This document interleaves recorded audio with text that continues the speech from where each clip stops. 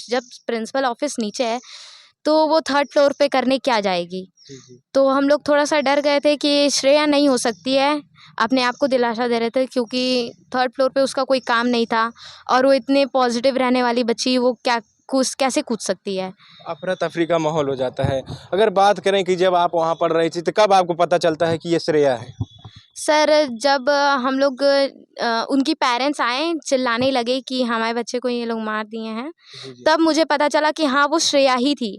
और हम लोग डर के मारे, मतलब थोड़ा सा माहौल भी थोड़ा बिगड़ गया था उस समय, अपने आप को संभालने की। नमस्कार, मेरा नाम है गौरव, आप देख रहे हैं जौनपुर जी के दस्तक न्यूज। आज हम इस वक्त मौजूद हैं जनपद आजमगढ़ में। जनपद आजमगढ़ का एक प्रकरण जो है कहें श्रेया तिवारी का, इस वक्त टोल पकड़ता हुआ नजर आ रहा है। ऐसे में हमारे बीच है श्रेया तिवारी के फ्रेंड।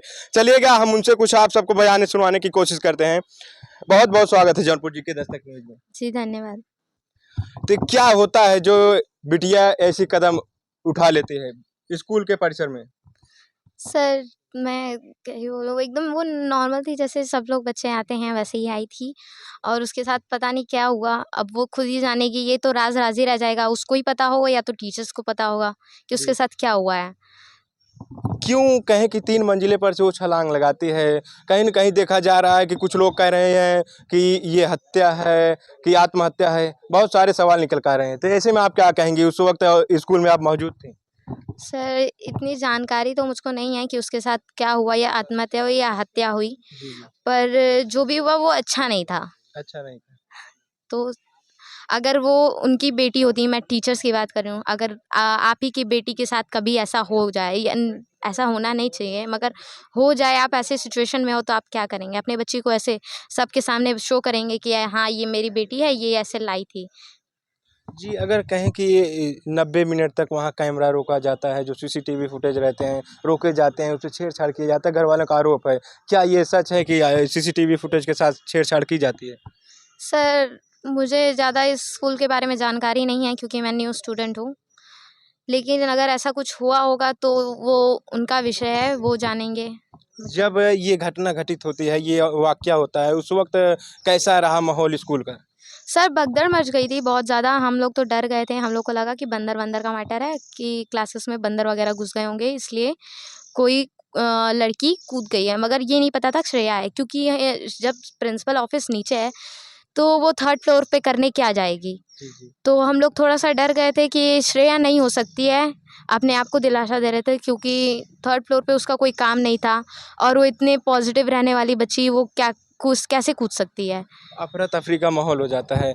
अगर बात करें कि जब आप वहाँ पढ़ रही थी, तो कब आपको पता चलता है कि ये श्रेया है? सर जब हम लोग उनकी पेरेंट्स आए, चिल्लाने लगे कि हमारे बच्चे को ये लोग मार दिए हैं, जी। तब मुझे पता चला कि हाँ वो श्रेया ही थी। और हम लोग डर के मारे, मतलब थोड़ा सा माहौल भी थोड़ा बिगड़ गया था उस समय, अपने आप को संभालने की ज़रूरत थी बस। जी। तो आपने कहाँ देखा कि ये श्रेया है? कैसे पता चलता है कि ये श्रेया ही है? सर हम लोग को 6:30 बजे न्यूज़ आती है कि वो मर चुकी है और वो श्रेया ही है। जी। तब आपको कैसा फ़ील होता है कि आपके साथ में रहने वाली एक बिटिया भी इस दुनिया में नहीं है? सर फ़ील तो बहुत बुरा हुआ, लेकिन उसको वापस तो नहीं ला सकते हैं। जी। लेकिन जो गलत है उसको तो सज़ा मिलनी चाहिए।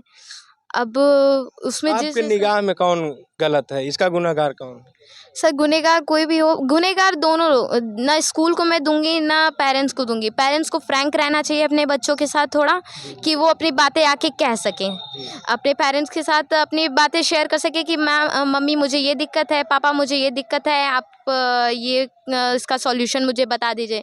या जो टीचर्स हैं वो उनको समझाना चाहिए, ना कि उन लोग को एकदम एकदम प्रदर्शनी की तरह दिखाना चाहिए।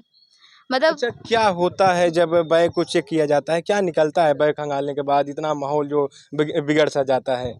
सर सबके बैग में से कुछ ना कुछ निकला ही था। जी। एक लड़की के पास से फ़ोन निकला था, तो वो वॉशरूम के बहाने चली गई नीचे, अपने पेरेंट्स को कॉल वॉल करके बुला दिए गए थे। जी। और जो श्रेया थी उसके बैग में से एक फ़ोन निकला था और एक रेड कलर का बॉक्स निकला था। उस बॉक्स में स्किन टाइप में कुछ था, तो हम लोग को पता नहीं था वो क्या है। तो सर बोले कि ये कुछ लड़कियाँ होती हैं जो स्किन निकालती हैं अपने पैर से और रख देती हैं, मतलब अनहाइजीनिक होती हैं, और रोटी को रख देती हैं जो खा होता है, नहीं खाने का मन करता है। तो हम लोग को सर बता रहे थे रूल्स वगैरह रेगुलेशंस आप लोग को फॉलो करने चाहिए, और यहाँ के बहुत स्ट्रिक्ट रूल्स हैं और अनहाइजीनिक नहीं रहना चाहिए वगैरह वगैरह। लेकिन फिर उसके बाद जब वो 5th बेल में आई तो उसने बोला भी कि सर ठीक है आप लोगों ने चेकिंग की, ठीक है, लेकिन आप लोगों को ये भी तो पता करना चाहिए कि ये हमारा सामान है कि नहीं है। जो मेरी इज्जत गई सबके सामने, सारे टीचर्स या फिर सारे स्टूडेंट्स के सामने, क्या वो वापस आप ला सकते हैं? ऐसे में बात करें कि श्रेया का बिहेव क्या रहता था, कहीं न कहीं गुस्सैल किस्म की कैसे थी वो आप लोगों के साथ जब रहती थी? सर हम लोग के साथ जैसे जैसा माहौल रहता है, जैसे सिचुएशन रहती है, वो वैसे ही बिहेव करती थी। अगर वो एक्चुअली 1 हफ्ते के लिए मॉनिटर बनी थी, तो अगर हम लोग हेड डाउन करके बैठ भी जाते थे या फिर कोई तबीयत ख़राब होती थी किसी की, तो बैठ भी जाते थे, तो उसको बताती थी वो कि देखो हेड डाउन मत करो, मैम कैमरा में से देखेंगी तुरंत बुला लेंगी। तो वो हम लोग को रेगुलेशन वगैरह बता भी ते रहते कि 2 चोटी करके आना है, नेल्स बड़े नहीं होने चाहिए और हाथ में कुछ पहनना नहीं चाहिए, स्मार्ट वॉच नहीं चलेगा, एक्सेट्रा। जी, रूल्स को पूरा फ़ॉलो करती थी कहा जाए। एग्ज़ैक्टली। जैसे कि उनका सपना क्या था? आपके साथ कभी शेयर किया कि मैं पढ़ लिख के क्या बनना चाहती हूँ? सर मेरे साथ तो नहीं शेयर किया, लेकिन उनकी मम्मी के हिसाब से उनका सपना था आईएएस ऑफ़िसर बनने का, और आईएएस बल्कि 1 हफ़्ते के लिए जब वो मॉनिटर बनी थी तो उसको बैच पहनाया गया था। जी, जी। तो वो अपने मम्मी से ये भी बोली थी कि मम्मी क्या सब प्राउड फ़ील होगा, कितना प्राउड फ़ील होगा आपको जब मैं मेरे पे आईएएस या आईपीएस का बैच होगा। जी, जी, तो उनके मम्मी ने कहा था कि मेरे कदम तो ज़मीन पे रहेंगे ही नहीं, जी। इतना खुश होंगी मैं। और उसके भी भाई हैं, वो इकलौती थी, तो उसके भाई भी वगैरह की कलाई भी सूनी हो गई। अब राखी भी तो आ रही है, रक्षाबंधन आ रहा है, तो वो किसको राखी बनवाएँगे, किससे? देखिएगा क्या इन्होंने सवाल किया है कि सावन का महीना चल रहा है, कहीं न कहीं रक्षाबंधन आने वाला है और कहें कि कुल की एकलौती पुत्री जो अब इस दुनिया में नहीं है और रक्षाबंधन के पावन पवित्र त्योहार पर बहन जो है कलाई में राखी बाँधती है। एक भाई-बहन का ये पवित्र त्योहार माना जाता है। आज ये दुखद कहें कि बहुत ही दुःख उस परिवार पर टूट पड़ा है। ऐसे में जाते-जाते आप क्या कहेंगी? आप भी किसी भाई की बहन हैं।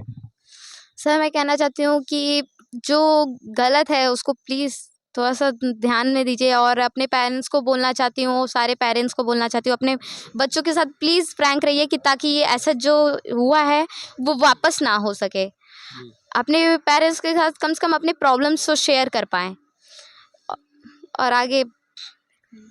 चलिएगा ऐसे में हमारे साथ ये श्रेया की कहीं न कहीं फ्रेंड थी, जिन्होंने अपने बयानों के बाकायदा रखा। चलिए फिर मिलते हैं नई वीडियो, नई खबर के साथ, तब तक के लिए दीजिए इजाज़त। जय हिंद, जय भारत।